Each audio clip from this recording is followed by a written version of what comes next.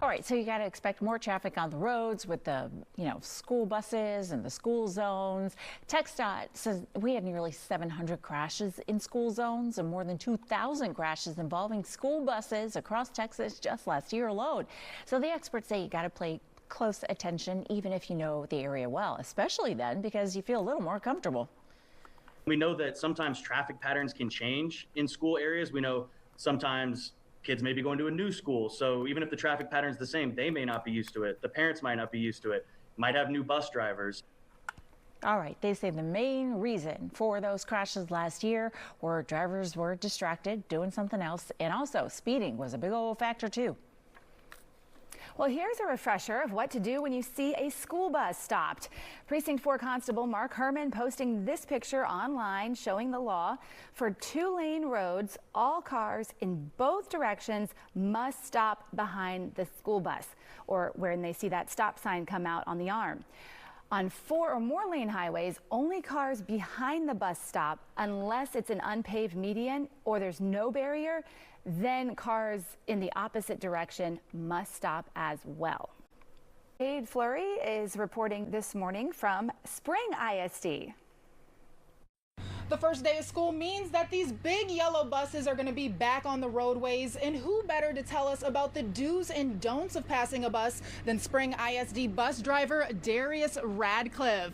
Darius, how do you feel about the first day of school today? I'm very excited to be here. I love driving. I love taking our children to school so that they can have the tools to be successful. Children are the future, so it's exciting for me to be here. I wouldn't want to be any other place. And what do parents and teachers need to know about bus safety or just, driving or walking by buses? Well, first and foremost, parents and teachers need to understand that when drivers are driving students, they have to be mindful that there's a danger zone, which is 10 feet around the bus. They have to be mindful of the flashers and yellow lights and stoplights. When the flashers are on, that means that the driver is prepared to stop. So they're looking to make sure all students are near, that they're not running to the bus, and if they are, that they slowly slow down and be patient. But most importantly, once the driver stops and those stoplights come on, if there isn't a median present, then all drivers, regardless of which way they're going, are required to stop. Now, if there is a median present, then only the drivers that's on the side of the bus have to stop.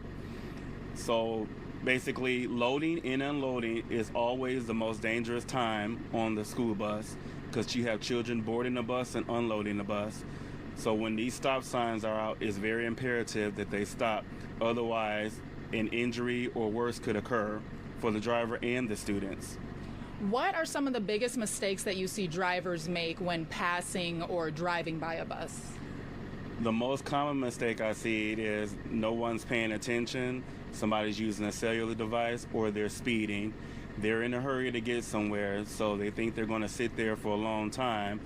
So rather than be patient and wait for a minute or even a couple of seconds, they choose to just take the risks and go aboard. We've had several accidents and fatalities due to drivers not being patient with loading and unloading.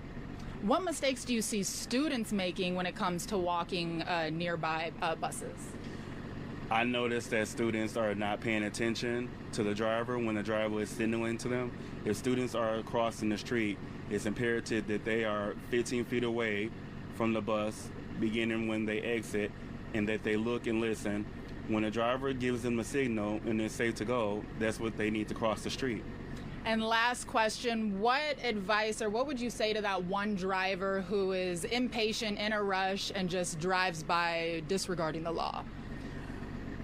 To a driver that's impatient, when you choose to run the bus light, when you choose to run a stop sign, you are choosing to risk a fatality or injury or worse, jail time.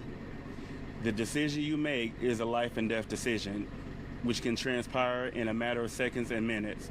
So my advice to any driver that's impatient or has an issue with waiting for a driver to load and unload students, just don't do it. Think about the children and think about if it was your children on the bus, would you want another driver speeding and risk hitting your child?